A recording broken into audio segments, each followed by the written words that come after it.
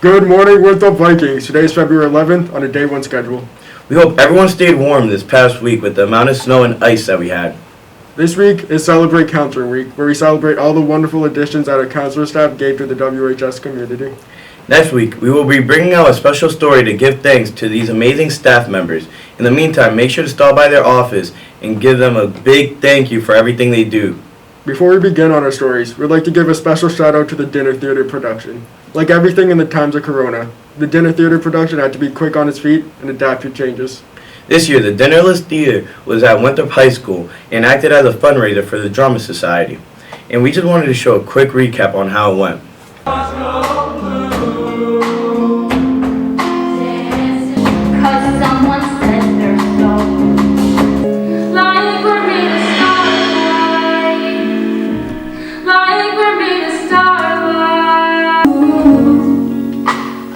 Good at feeling nothing else tonight, and I need you more than ever, and if you only... Great job, guys. Hopefully everyone is able to check it out. Videos will be available on YouTube in the coming weeks on their performances. With course selections upon us, this week we were asked by Mr. Cross to highlight the one of many electives, life skills. Life skills is an opportunity to work with individuals with disabilities, learn various skills in mentoring and leadership, and to add an overall school culture. Here is Mr. Cross and Gerald on more information about life skills. With course selections coming up, we at Wake Up Winthrop wanted to highlight the Life Skills program. The Life Skills program is a great way to add to school community, creating lifelong friendships and gain skills in mentoring individuals with disabilities. The Life Skills program offers students the opportunity to mentor students in Mr. Cross's classroom and will take part in a myriad of different classes ranging from drama, physical education, math, reading skills, and speech comprehension. To get into the mentoring program, students must apply through an interview process to see if they are the right fit for the program. The class can be a ton of fun, and as the mentor myself, suggest checking out to see if it is something you would enjoy.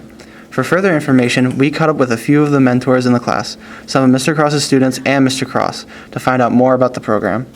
The best part about being a mentor is like getting to hang out in the gym with them, or I know there's like science and other different type of classes, and you get to do labs, work with them, play basketball with them, and just do different things that you wouldn't normally do.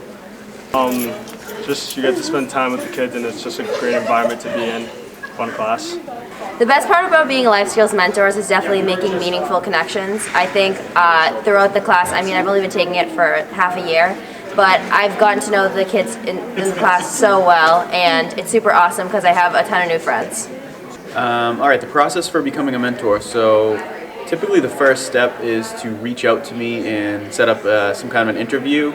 So we will be conducting those interviews the week before February vacation, so that's next week, and then the week after as well. So you can email me, you can stop by my room 109, and you can sign up to take your interview.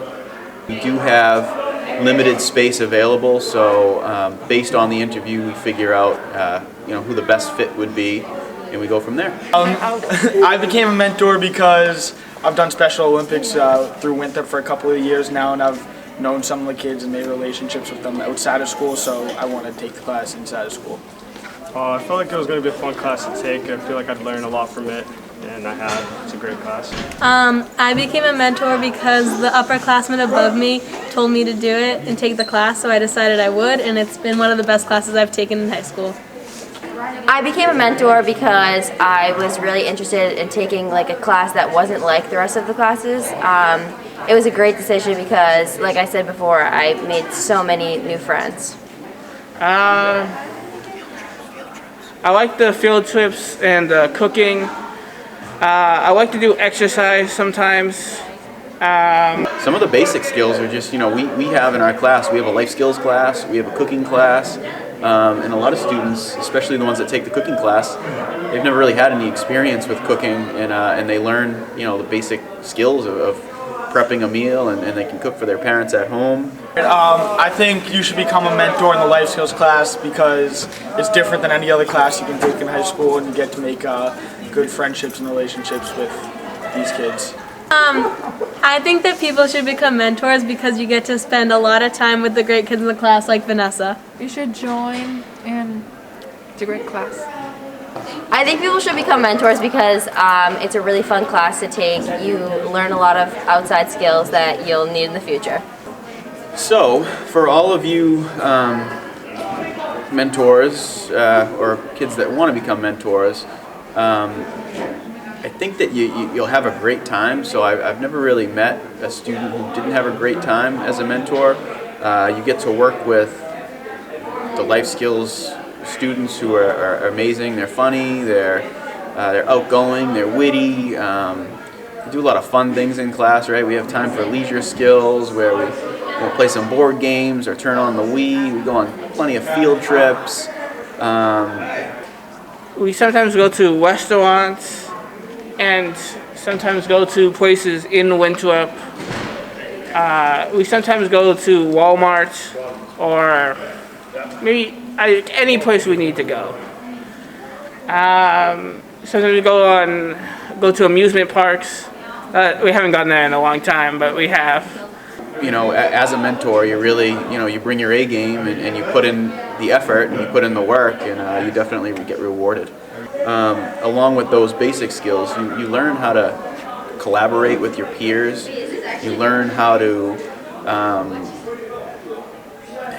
it's not even necessarily, a learning thing, is you learn responsibility being in the class, right? Because although there's no, you're not taking homework home every night, you're not taking part in these huge lectures in class, it's all hands-on, it's doing, right?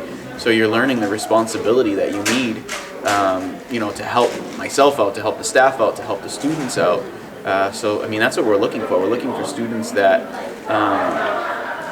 really have a drive to help others, that want to better themselves, and that's really it.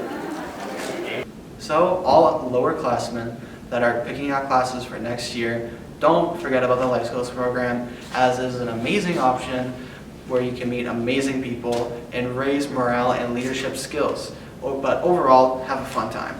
If you have any questions, come to any of the mentors or Mr. Cross. That's all from me. Back to you guys in the studio.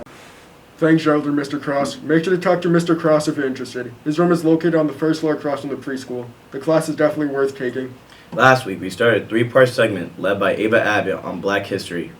If you didn't see last week's episode with Miss Moore and Mr. Kearney, go to last week's Wake Up Winthrop to learn more about it.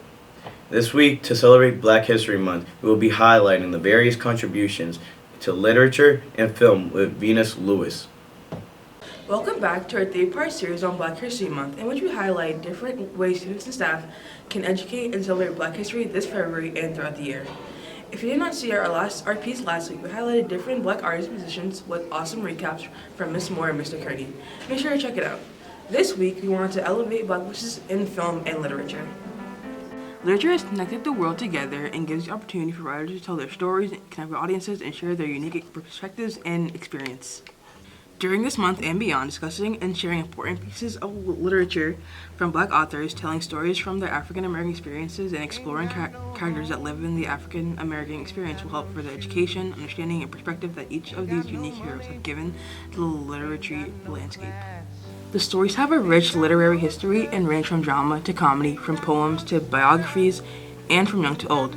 Authors including James Baldwin, Maya Angelou, Langston Hughes, to W.E.B. Du Bois all have added a verse into the massive fabric that is African American literature.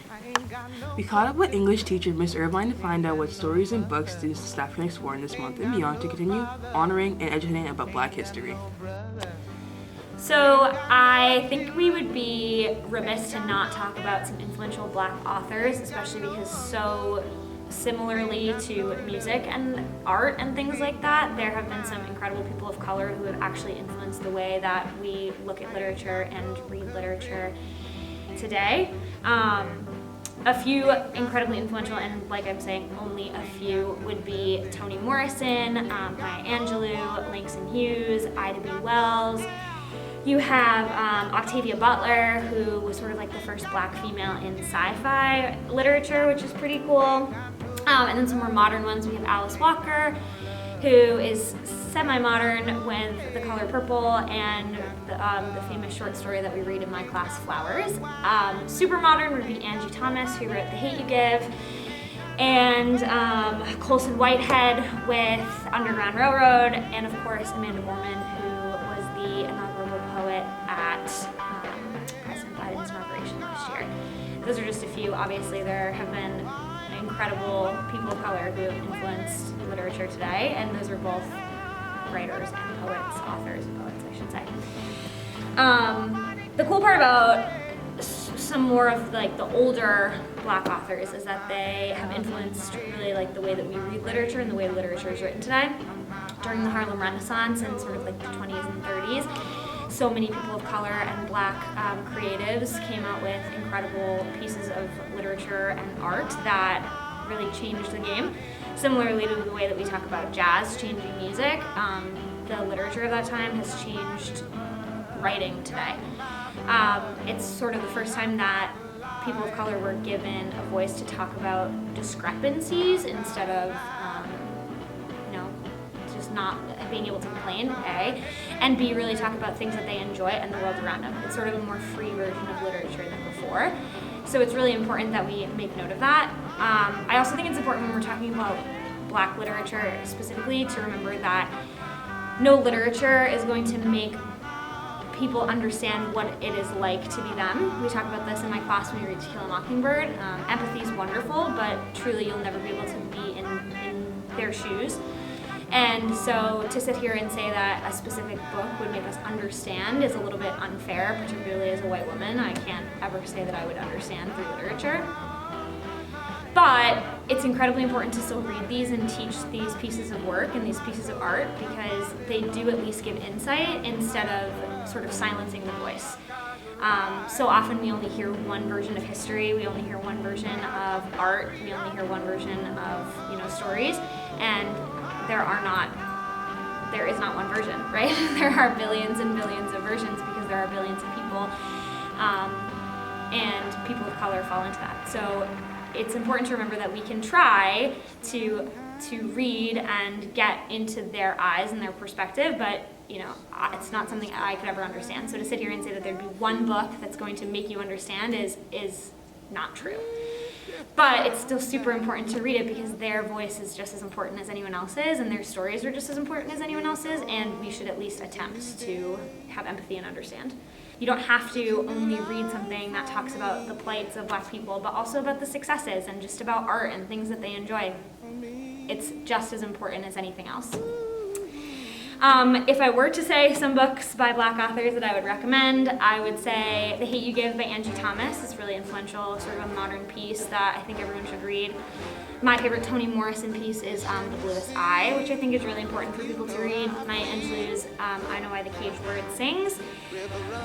Brian Stevenson, who created the Equal Justice Initiative, wrote a nonfiction piece called Just Mercy that I think should be on everyone's bookshelf, and The Other Wes Moore is one of my more favorite modern pieces of Black literature. But like I said, there are incredible ones that I'm sure I did not even mention. Another way to celebrate Black History Month is to watch and discuss films that were created by African Americans or tell the stories of African American culture and history.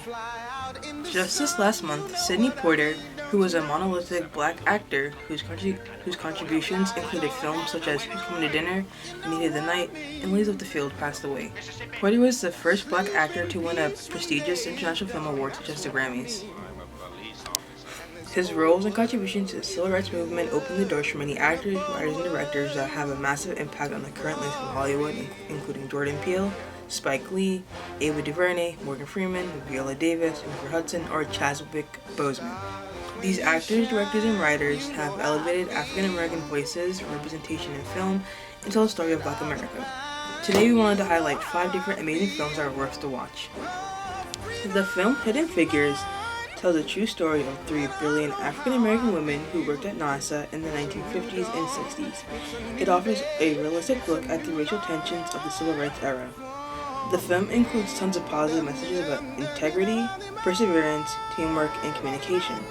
Octavia Spencer was nominated for an Oscar for her performance as a mathematician Dorothy Vaughan. what happens when a man stands up, says enough is enough. The film Selma, directed by Ava DuVernay, is based on the 1965 Selma to Montgomery voting rights marches. This drama about Revered civil rights leader Martin Luther King Jr. is powerful and educational with fabulous performances, a gripping script, and important subject matter. For a slightly more contemporary film, 2017's Get Out, directed by Jordan Peele, tells a suburban horror film where a young black man meets his white girlfriend's middle-class liberal parents. The film deals with some mature subject matter and can be awfully frightening at times, so make sure that it is age-appropriate for a maturity level. The film was an awesome directorial debut from Jordan Peele, and we are sure we'll have more gems in the future. Daniel Kaluuya, who is nominated for an Oscar for his performance, said that he thinks this was a way for a lot of white people to experience the world through the black perspective. He told Oprah in an interview. Now one for sports fans and romance film fans. The movie Love and Basketball, produced by Spike Lee and directed by Gina Prince Bythewood, tells the stories of two friends who live next to each other who both want to play in the NBA just like the character Quincy's dad. Their love-hate relationship lasts into high school, with Monica's edge and Quincy's top-dog attitude separating them. Some years later, their pro careers are at a crossroads. They meet again. It's time for a final game of one-on-one with high stakes. The film, which came out in 2000, was created by a black woman who has become a cult classic that people still return to. Finally, we do not think that this list would be complete without mentioning Black Panther. Black Panther, starring the late great Chadwick Boseman, boasts the Marvel Cinematic Universe's first black director, Ryan Coogler, an almost entirely black-led cast, and a number of black women in powerful and engaging roles. The powerful and amazing film changed how the world would see blockbusters, proving that they can substantially game changers for cultural significance, superhero storytelling, and audience representation in film. You get to decide what kind of king you are going to be. And that concludes this week's highlight on Black History Month. From this segment, we hope you found some new movies and directors to explore, as well as a new book or poet to dive into this year. Next week is going to be our final segment, focusing on important African American politicians and political movements in our history. Thanks for watching. Now back to you guys in the studio.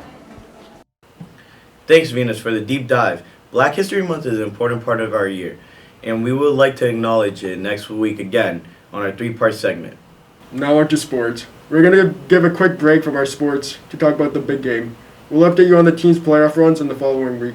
The Super Bowl is the biggest sporting event in the United States, and only the best teams play in it. This year is somehow the Bengals and Rams. Both of these teams fought hard to get there, and want more information on it. Here's Kyle Testa.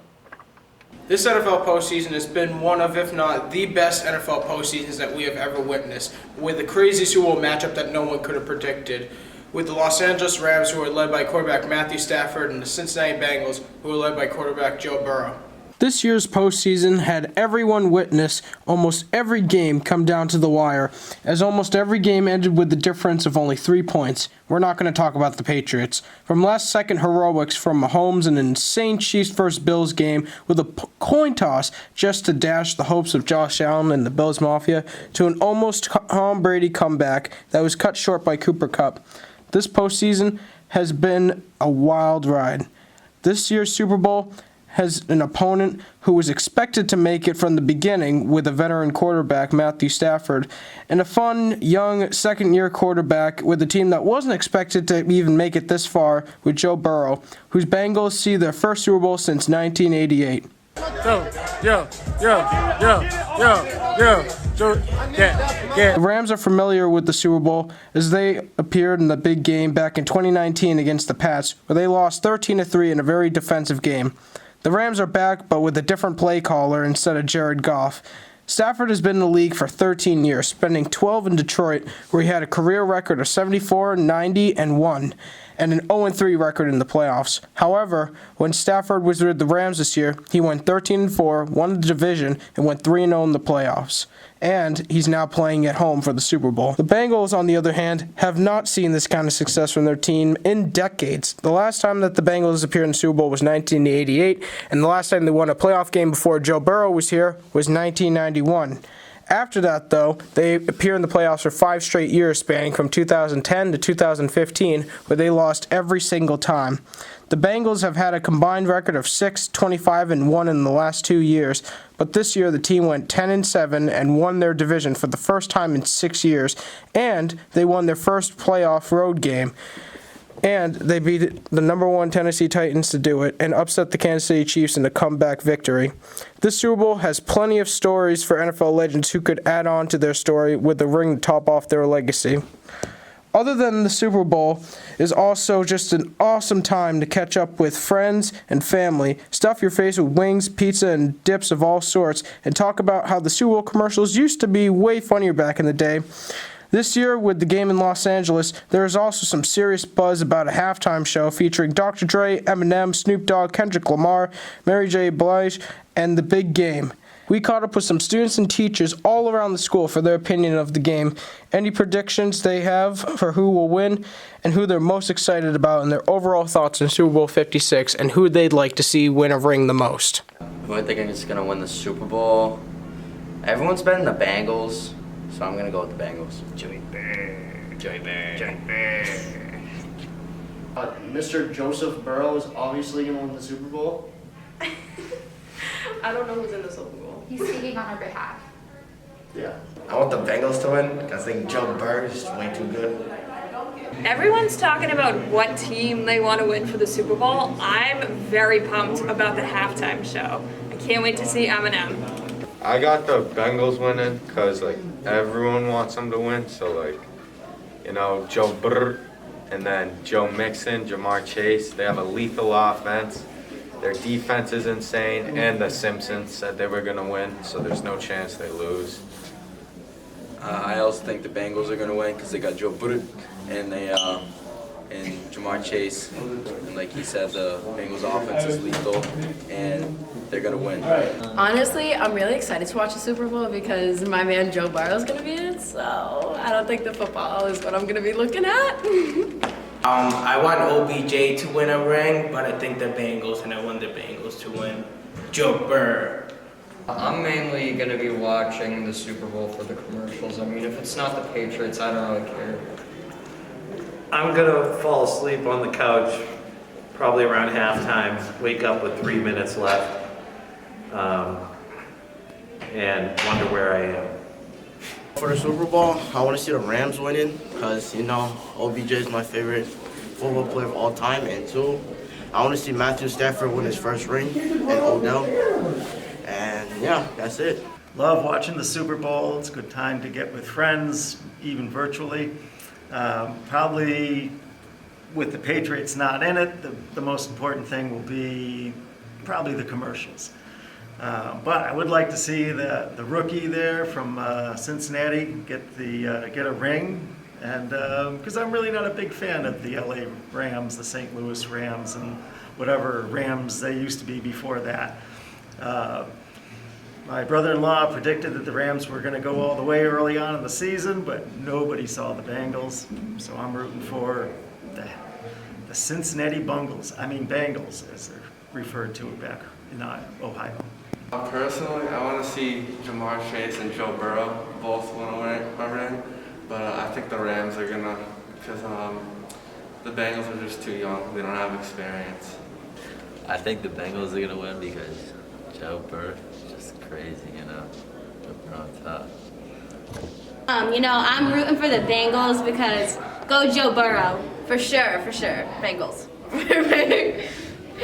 So for the Super Bowl, I want the Rams to win because I like the colors, and I don't really know much about football, but I like the colors of their uniform, so I want them to win. I don't really care who wins. I just hope both teams have fun with it. I want the Rams to win because Aaron Donald is a complete animal, and he'll rip someone's head off. Yeah. Joe Shiesty's winning the Super Bowl. Okay, I called it. Dubuque has spoken. We certainly have a lot of different opinions about this game, considering the fact that it's not just another year of people watching the Patriots and talking about how great they're going to be again. But hey, all I can say is I wish that both teams could win this game because I'm happy both are here, but Let's go Rams. Back to you guys in the studio. It's good to see new teams in the Super Bowl for once. Start placing your bets now. I bet the Rams will win 21-7. I bet the Bengals will win 31-28. Now it's time for our last story, which involves the upcoming holiday, Valentine's Day. Love is in the air and the student council is selling candygrams. We caught up with Victor Marquez to see what the WHS community is doing for Valentine's Day. It's Valentine's Day, love is in the air, baby. Us here at Wake Up Winthrop, we love Valentine's Day. So we wanted to catch up with a few students to see what their favorite part of the holiday is and what their plans are for it. I don't know, I'm gonna hang out at home, watch some Valentine's movies. No, the good stuff. Some candy maybe? Yeah, you know, the cheap chocolates. Yes sir, yes sir. Yo, Mike, what you got going on Valentine's Day? Well, I'm a born-again Christian, so I don't really celebrate Valentine's Day. Damn, my fault. Sorry. Yo, what's you guys' plans for Valentine's Day? I think we're hanging out with each other. Yeah, pretty much. Yeah. Alright, yo, so I think we found the man we're looking for, Ty Kalinda, in this class. We're just gonna run up on him in class, alright? Ty Kalinda, I have a question for you. Everybody wants to know, yo, what are you doing for Valentine's Day, bro? Yo, where you going? Yo, come here. Where you going? Come here. I really like Valentine's Day. That's kind of tough for me. How come? It's really tough to find dates sometimes. I mean, I think me and my crew could help you with that. Bro. Alright, Ty, so what makes you you? I think I have a very good work ethic. I'm very committed to whatever I'm doing. One example would be how I go in the water every single day for the past 520 days. I think that all goes towards showing how loyal I am and how committed I'd be. Wow. So, you know, what I get is consistent, smart, charming, tall, loyal, tall, you're a little weird, tall. You know, you drive the coolest car in school. I do drive the coolest car in school. If anyone would like to come for a ride, please give me a call. After hearing Ty out, getting some important information as well as a quick therapy session, Victor and I felt like we were ready to get Ty that special someone. We've been through plenty of these. I don't think it should be that hard. Yeah, I got it all written down. This looks good. Alright, here we go. Me and Mike have been Ty's wingmen since like middle school. We haven't had much luck. You guys probably got a better chance than us. Ty's trying to find a Valentine? Are you serious? Like, you know, my boy, Ty Kalinda, you know, such a good kid. He's got a nice afro, goes swimming every day. This is hopeless. Actually, there's this one time where Ty... It was crazy. Wait, Ty doesn't have a Valentine? Ty's like such a good friend of mine. He's like so funny. I can't believe he doesn't have a Valentine. Ty Kalinda is a stand-up guy. I've known him for a long time. I'm an only child, but if I had a sister, I'd let Ty Kalinda date my sister. What? It's the gym. Big guy. Skips leg day sometimes. It's alright. Constantly benching. I'm being 100% dead serious about this. I'm not even joking around. Alright guys, after our hard work and all the hours we put into this, I think we're finally ready to pop the questions. So let's head to the room right now.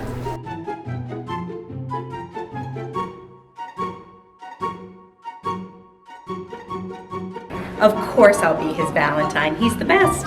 Let's go, bro! Alright guys, well thank you so much for tuning in to Wake Up Winthrop this week. I hope everybody has an awesome Valentine's Day. And again, if you don't have a Valentine's, this is my boy Ty Kalinda. He's actually single. I took an interesting turn. Regardless, know that everyone here at Wake Up Winthrop loves you and will be your Valentine forever. I know I'll be hitting CVS for that 50% off box of chocolates.